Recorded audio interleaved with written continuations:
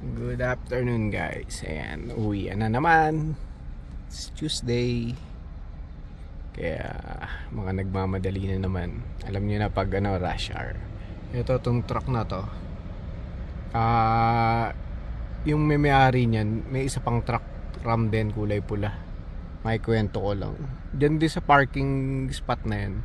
Ninakaw yung catalytic converter niya. Na walang nakakaalam. Nakita na lang doon sa camera kasi may camera yung mga poste dito. Nakita na lang. Naglalakad lang pumasok sabay dumapa. Katabi kasi yung truck din eh. So parang nakoberan siya. Tinira ka agad.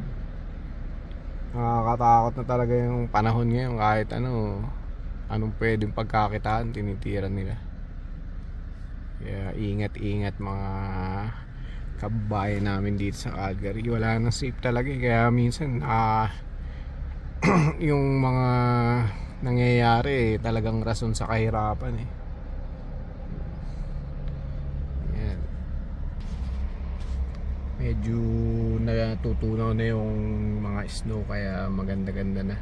Kaya lang putik, naubusan ako ng windshield washer kaya pupunta muna ako dito sa bago umuwi. Sobrang hirap mag-drive kapag ganyan, walang windshield washer. Maano yung visibility ng mga sasakyan, lalo na sa side mirror. See you guys later. Yun, kauwi ko lang. Foggy. Pero dito hindi masyado. Pero sa habang nagdadrive ba yun, nakita ko yun. Tapos -5 lang pero ang lamig kasi mahangin. Eh nagpo-frost na naman yung yung mga puno. So yan, magmamarinate ako ngayon ng pangtapa. Kasi bawon nila bukas is tapsilog. So usually to dapat overnight ko ibababad yung beef. Nilagay ko na siya sa yung beef pinalambot ko na sa Instapot. Tapos gagawa ko ng marination. Maya lulutuin ko na rin siya kasi pang umaga ko bukas. So usually yan, tapa ginagawa ko maraming garlic.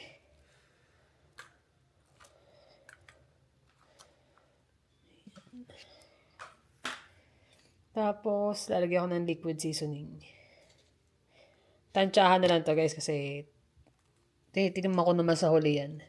Mahalaga lang kumapit yung lasa niya. Tapos oyster sauce.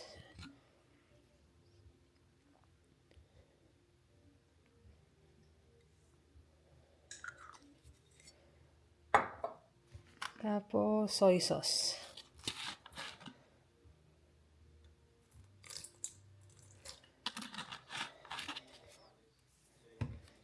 Then, syempre, suka.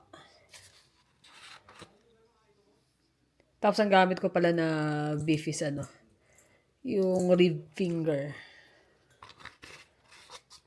Yan. Tapos, dapat may paminta yan. Kaya lang, naubusan na pala ako ng paminta. So, baka lagyan ko na lang ng konting chili flakes. Tapos, syempre, sugar. Pang balance ba ng alat tsaka asin. Hindi naman kailangan sobrang dami. Tama na yan.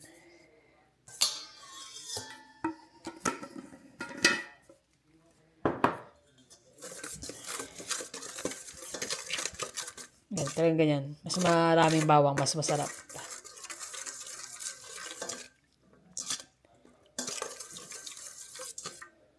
Tapos kaya nagtira ako ng garlic kasi magpa-fried rice din ako. Siyempre, kailangan natin tikman kung okay na, kung hindi pa. Adjust na lang.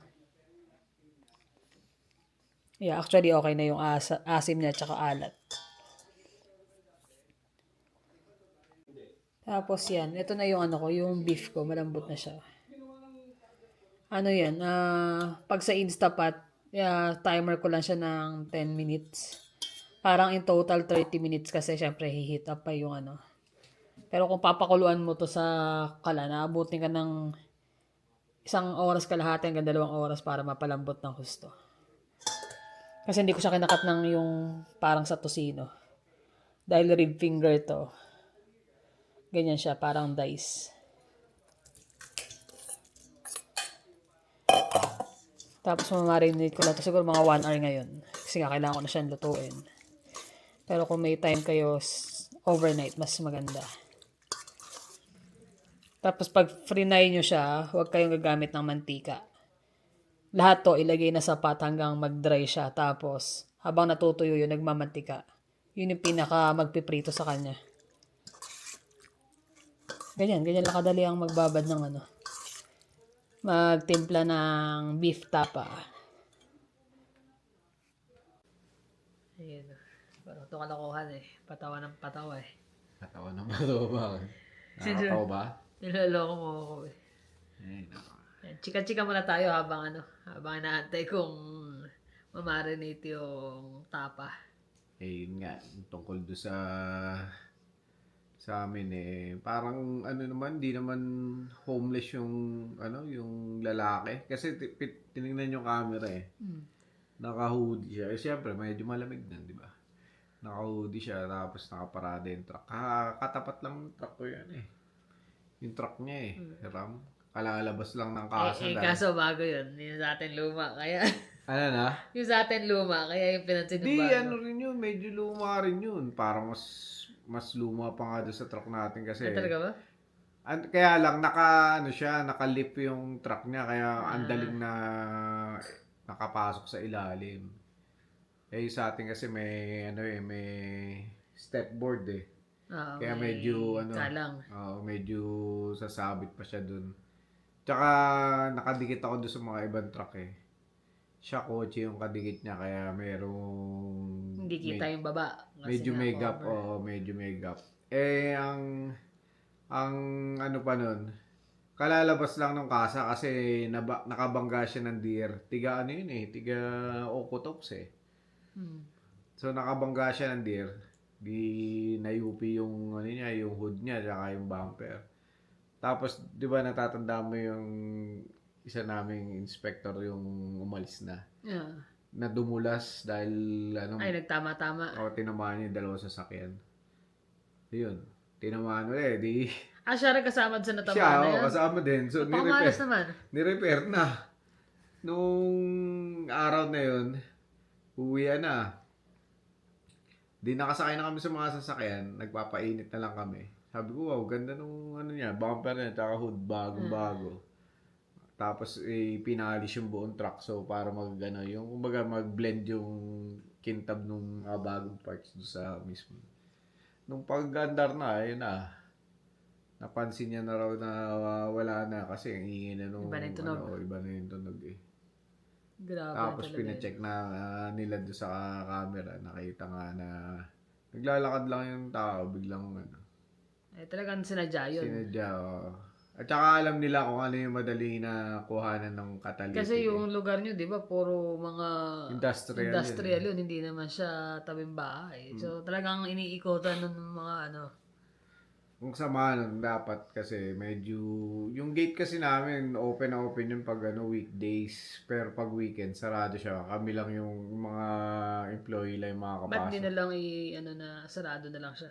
Ewan ko ba. Dapat nga ganun na lang So bagay, yung mga ibang company, ganun din Ang nagkataon lang talaga, alam nila, alam nung tumitira yun na na madaling baklasin yung saram.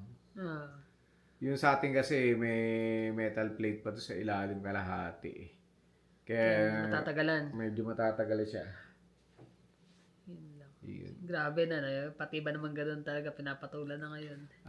Hindi, matagal naman ang gawain din yung mga ganyan Lalo na yung mga Honda raw na si RB na luma, tsaka RAV4 yata. Yun yung mga madalas na nadadaan.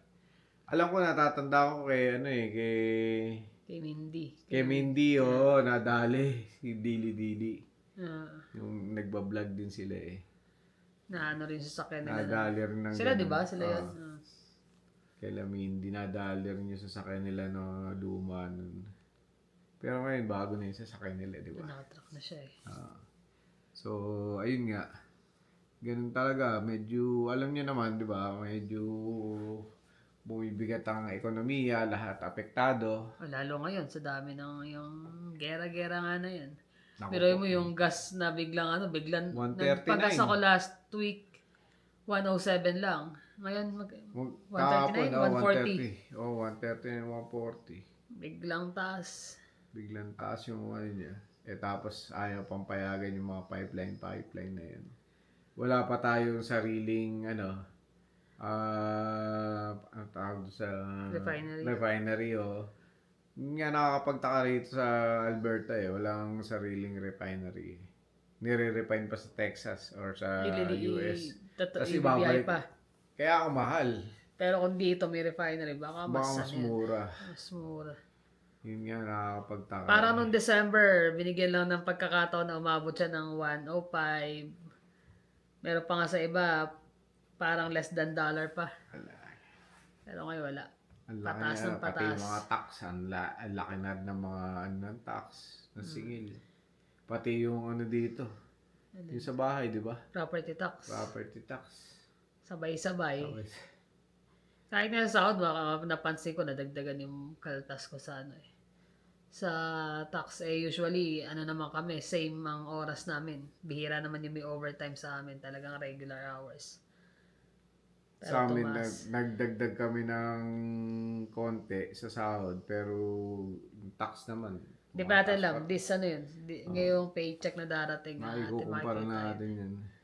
kung worth it ba yung kasi nataasan siya. Kasabay Papasok nung, na kasabay naman ng nung, panibagong bracket yan. hindi, pumasok ka na nga last time Ay, baka nandun pa rin ako siguro. Kaya yung tax expected natin, wala ka nang babayaran. Sa laki ng tax, bayad pa rin. Pero anong gagawin? Buti pa rin. Pasalamat pa rin tayo meron tayo trabaho. Yun ang importante. Sobrang dami na naman may expire. Nung nakaraan, nanonood kami ng news mga Pilipino sa Victoria. Mga pa-expire na yung nila. Katapusan daw ng February. Sabi yung ko, working March visa. na. March 1 na yata. March 2, di ba? Yung napanood natin yan. Tapos, katapusan daw ng March, mas marami pang mapapauwi. Puro Pilipino pa yun, ha? Yun pa lang daw yung lumapit sa kanila. Wala pa yung talagang kabuuan. So, nakakaawa din. Ayun na, yung namin, yung katrabaho namin mag-asawa, mag-move out na sila ng ibang province.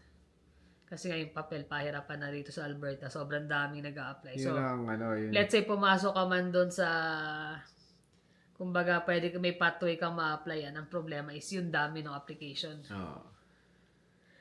Kaya ang daming planong umalis ng Alberta din. Kaya isip-isip na kayo yung mga nasa alanganin. Dapat meron kayo laging next plan kung anong gagawin. Allotted time din. Tsaka mag-research din ng marami kasi para magkaroon sila ng idea kung paano nila lulusutan yung mga ganun. Paano mariresolve ba. Kagaya nun, magandang move yun kasi natanggap sila doon. Natanggap sila tapos meron pa silang 2 years na natitira sa nila. Malawak pa yung yung... Kumbaga may time pa sila para oras. kung meron man maging problema later on, makakahanap sila ng iba pang solusyon. Yun nga lang talaga kasi buong pamilya sila. Siyempre mga bata naka-adjust na rito. Yung kasi yung hirap sa sa Canada. Mostly pag tayo yung mga nagte-temporary work permit. Kinukuha kagad nila yung family nila, binibenta nila lahat ng mga ari-arian sa Pilipinas para mapondohan yung mga Yung pagpunta. Hindi naman lahat syempre kasi iba may mga may pondo naman talaga. Kaya lang, pero gaya nung sa Victoria nagsabi, di ba? Ang sabi raw sa nila, wala na silang pabalikan sa Pilipinas kasi nga naibenta na lahat, na itustos na lahat para pagpunta rito ng buong pamilya. Kaso kawawa. Kasi nang hirap noon kung ang work permit mo lang is 2 taon tapos hindi ka ma-renew. Hindi mo alam. Kasi sugal yan Tapos paano yun? ang hirap nun yung mga bata. Kasi once yung mga bata na na sila Integrate sa community. Tapos nag-enjoy sila. Ang hirap ng ibalik sa Pilipinas yung mga bata. Ganun nga yung naging rason nung napanood ko. Kanino ba yun? Kay Ina Andolong ba yun? Yung isang family na Indiano nga, niloko nila yung kasi hinahanapan siya ng PR na sila. Hinahanapan siya ng work experience ba or Something na ganun. Tapos, naglagay siya ng company, ganyan. Tapos, dinoktor-doktor yata yung payroll nun or what. So, sa madalit sabi, na-approve na sila ng PR. Pero hindi legit yung mga Hindi, yung work experience na nilagay niya. yun. Nag-background check yung yung immigration. PR na sila na. 5 years na silang PR. 5 years na silang PR. Nag-check. Nag-background check. Ayun. Nakita namin Nakita yung mga lapses nung tapos application niya. tinawagan yung mismong company na pinasukan. Wala palang company ganun. Wala. Hindi, may company ganun, pero wala silang trabahador na kagaya niya. No, kumbaga malit na company. Hindi siya pala, hindi. no? Oo. Hindi siya kasali doon sa So ngayon, paano nangyari yun? Yung ibig sabihin nun, hindi nag-check ng husto yung Hindi sila nag-check nung una. No, nag-apply ng application, nagbigay ng application yung as PR. Kasi na-approve. Kasi kung tinawagan nila yun at saka confirm by that time, malalaman nila na peke. So, nagkaroon ng fraud. Ngayon, syempre, ang inaano nila laban naman nung tagal na PR dito, yung anak daw is hindi na marunong magsalita ng Indian. Indian. Ang alam lang daw salita is English. So, paano niyan dadalhin sa India. Sa India? Ganun din. Wala na rin babalikan. Parang ganun ang kwento, di ba? Tapos, ang habol na lang nila yung humanitarian Para sa mga humanitarian na application. Para mapag pa sila. Ang hirap nun. Ang hirap kasi pag mga bata na nakasalalay. Kaya ngayon sila Jero, tama yung move nila na pumunta ng ibang province. Kasi doon, kahit, although talagang isolated, sobrang layo sa lahat. Sobrang lamig pa. Pero once naman na nakuha nila yung papel nila, at saka nagkaroon sila ng time na magstay doon, pwede sila lumipat after nila ma-PR. Kasi naman target mo, kaya ka nga pumunta rito para ma-PR. So, lahat na ng paraan, pag nandito, gawin mo para ma-approvean yung application. Tiisin mo muna, tiyaga muna. Total, mga bata, madali mag-adjust yan. Kasi kami, natira din kami sa small town. Hindi masama matira sa small town kasi talagang sobrang welcoming ng mga nando sa community. Kahit sabihin mo ilang taon nga kaming, ilang taon muna bago kami nakuha nun eh. Kumbaga, hindi dumaan doon sa temporary. Dumaan ka ba sa temporary? Temporary ako. Temporary. Pero hindi pa approve yung mga dadalhin yung family na time na yan. Meron, pero by that time, naalala mo, pwede yung skilled kunin yung pamilya. Di ba skilled ako kasi cook kang Pero nga, ang hirap nung bibit-bitin ng mga bata rito, liliit pa. So sabi niya, wag na lang sabay-sabay na. Mahirap kung sabi ko gusto mo, ikaw na lang muna para mas makaipon tayo. Mas mahirap yan. Nag-decide kami na yung mga bata na muna. Kasi ang hirap maliliit, tapos doon mo ititira. Pero nung nandun naman na sila, tapos lilipat na kami rito, ayaw na halos lumipat nila, Jermaine. Okay na sila. Gusto nila dun eh. Kasi mas close yung nila eh. Maliit lang yung school, pero close yung mga estudyante, pati mga magulang. Pagdating dito, walang pakakilamanan eh. Bahala. Pagdating namin ng Calgary, bati-bati ka eh. Walang babati sa'yo. Pilipino ka pa, Pilipino yun ha. Oy, ngingiti ka lang, tatango. Titignan ka lang, wala ulang pa.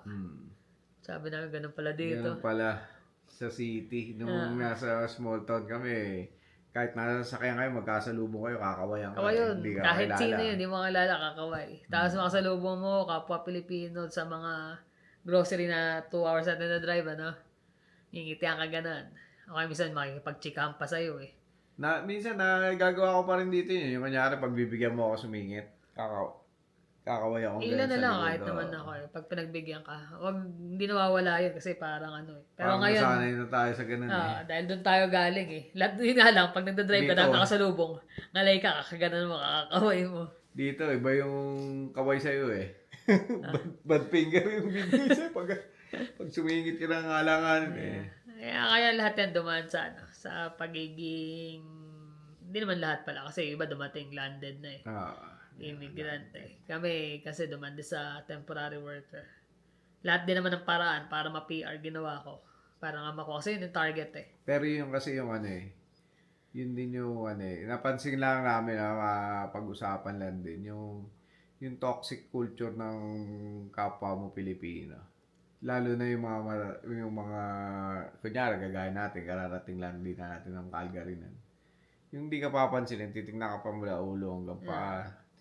Yun yung ano yun yung mga bagay na hindi mawala sa kapwa natin na sila mismo yung papansin sa'yo, ganyan yung pagkakamali mo or yung pananamit mo. Titignan ka pa rin eh. Kaya minsan nakaka-irita eh. Kaya wag mo na lang din tingnan. Kumbaga parang Ah. wag na kasi baka iba pa yung dating ng pagtingin mo sa kanya, di ba? Pero hindi lahat. Hindi lahat, syempre. May mga May mga naman. mababait din talaga na down to earth na pag nakita ka, ang ngiti, ay Pinoy, gagana, di ba? Gagana. Kaya natuto kami ng pagdating dito na kapag ka nagkasalubungan kayo ng tingin at kapwa Pinoy, pag alam mong iniwasan ka ng tingin, iwasan na din. Pero pag nambate, syempre, mararamdaman mo yun kung babatiin ka o hindi. Doon pa lang yun sa pagbate. Doon pa sa yung katrabaho mo na nag-i-English ka medyo magkakamali ka ng grammar i-correct ka ng kapwa mo Pilipino. Yeah, hindi mawawala yan. Yung mga Canadian, hindi ka kokorekin kasi alam nila na na hindi mo first language yung English Pero pag Kumbaga itatry nila na intindihin ka Pero pag Pilipino ang nakatinig sa'yo, yari ka na doon. Ikaw ang i-correct nun. Isa sa mga yun hindi magandang nakasanayan. Ayan Tapos yung mga bati-bati na, ang taba mo ngayon. Ay, mga ganun, Kasi dito parang medyo rude yun kapag ginawa mo. Kaya, you look good today. Blooming ka. You look good today. Pag ginano mo yun, parang, bakit? Sa ibang araw, di ako, How about yesterday? Parang ganun ito na ang aming editor. Ano yan? Lamig. Yan natitirang vacation saan? Saan? Siniperate na rin para... Galing school. Ano, Sa package school? mo? Ayun din. Saan yan? Kakinang package? Yung saan? Package niya. Package. Kaya pala nakaabang yan sana may mga package. Magagaman dito. Nakita ka naman nila. Busy-busy ka pa sa school. May isa yung pang... Tumayo ka na muna. Sa'yo lang naman guys, naichika lang naman namin kasi Ay, hindi. Yun yung napagkwentuhan yung mga napapansin mo sa, lalo na nung bago kami rito. Ang daming Dami kaya, gano'n sa amin. Ganun. Tapos may nakatrabaho pa ako Hindi ko na lang din. Matagal na yun Nung bago dating. Ibang kumpanya, pagdating ko pa dito. Siyempre, hindi mo na maalam din yung mga terms ng ganyan. Landed ka? Sabi ganun sa akin. Sabi ko, niloko ko pa. Sabi ko, siyempre, lumanding yung aeroplano. Ganyan. Bago lang kami, ako sa Calgary dahil galing ako. Hindi, ibig sabihin landed. hindi naman niya alam yung time na yun kasi syempre, no. di ba ako yung nag-apply as Hindi ko naman alam yung mga terms na ganyan. Sabi sa akin nung kasama kong, marami kami Pilipino Sabi niya, huwag mo nang pansin yung pre. Sabi niya, pare-pareho lang naman tayo dito, nandito na tayo Kaya sabi niya, ibig sabihin nun, yung may pera ka dumating ka rito. Kasi ang katwiran ng iba, kapag dumating ka rito as Landed. PR na, landed, big time ka, Big sa, time Pinas. ka sa Pinas. So, kapag dumating ka rito as temporary worker, gaya ko, yun yung mga walang sinabi. Parang gano'n ang dating. Sa amin, iba't iba tayo ng ikalagay sa buhay, iba-iba tayo ng pangarap. Nangarap kami na mag-abroad at magkasama-sama. Kaya talagang Canada ang tinarget namin. Kasi pwede naman siya sa Korea. Hindi ko naman kailangan pumunta dito by that time. Pero dahil nga, hindi naman niya kami madadala sa Korea. Hindi, Kaya tsaka ako nag-decide na bago mag-Canada. lang talaga kami nun. Yun ang unang trabaho ko dito na, Landed ka, ganun. Landed. Hindi ko alam yun. Hindi niya alam kasi talaga ako yung nag-asikaso ng mga papeles. Basta ako magsasubmit lang. Iano ko sa kanya yung mga kailangan. Pero ako lahat nagpipill up noon. Submit. Kaya hindi niya kabisado yung mga term. Tapos yun ang tanong sa kanya. Sabi pa nga nung ayaw mo na yan, pre. Sabi ko, bakit? Wala namang problema. Sabi ko, ganun. Sabi niya, mayabang kasi talaga yan. Gumano na lang yung kasama kong isa. Mabait yun yung isa kong kasama na Yung na pupuntahan mo pa rin. Bicolani yata yun or Mabait yun Tapos nung mga nag-aalisan na yun, naiiwan pati naman yun natanggal din Nung nag-slow down nung COVID na yata. Ay hindi nung COVID. Wala pa. Nung nag-recession, 'di ba? Nag-recession muna bago mag-COVID. Ganun talaga Yun ang iwas-iwasan natin. Kami, pag may nakita kami, nalaman namin bagong dating dito. Hanggat makakatulong. Tutulungan. Kasi syempre, yung mga nagsisimula pa lang, ano pa yan eh, marami pa silang kailangan alamin. Gaya namin, talaga galing kami sa small town. Parang umikot yung mundo ko, ilang taon, nasa small town ako. Mag-grocery, pupunta lang sa city pag mag-grocery. So, syempre, pagdating dito, para kami, uy, ganda pala dito, ganda dito, pasyal dito. So, Parang minsan, kapag turista. ka binati ka naman, syempre, batiin mo din. Kasi minsan, nakakaano yun eh. Tsaka nung time na yun, hindi pa ganun karami yung mga Pilipino nun, ano? Parang hindi Hindi pa ganun karami ang ano rito talaga. mga immigrant Mga na, ano? immigrant. Kapag may nakita ka, uy, nakakatuwa. May Kami kapwa Pilipino. babati kami. Walang bumabalik na bati. Kumbaga, hindi ka na yung babatiin po. Titingnan ka lang talaga. Tinitingnan ko lang eh. Hindi naman kami bati na, hi, hello, ganun. Hindi, Basta ang hindi. ngiti. Sanay kami na Ngingitian may mo lang, sa small talk. Pag nakasalubong mo, tatangong ngiti lang. Okay, hi, ganun. Hindi. Dito, tignan kayo, mula ulo hanggang pa. Kasi mula natuto kami na, sige, ganun pala ang ano dito. So, kapag may alam mong babatiin ka, bati kami. Makikita mo na pagkasalubong pala nakatingin sa'yo eh. Ay, na. Yun yung mga na-experience din namin ng mga bago. Na minsan talagang pinagdadaanan din talaga ng mga bago rito sa Canada, di ba? At yan, mahalaga magkasama kayong pamilya. Yun yun. Wag nating intindihin yung mga ganung bagay. Kagaya nga ng mga taong medyo toxic sa Kapag naramdaman nyo medyo toxic na, iwas layuan mo na. na. Oo, Ganun kasi lang yan. minsan kasi nakakaano yun eh. Kailangan positive ka lagi. Tsaka hindi naman doon sa kami naman kasi lagi naman kami nasa bahay at trabaho lang naman. Kaya hindi rin kami pala barkada din.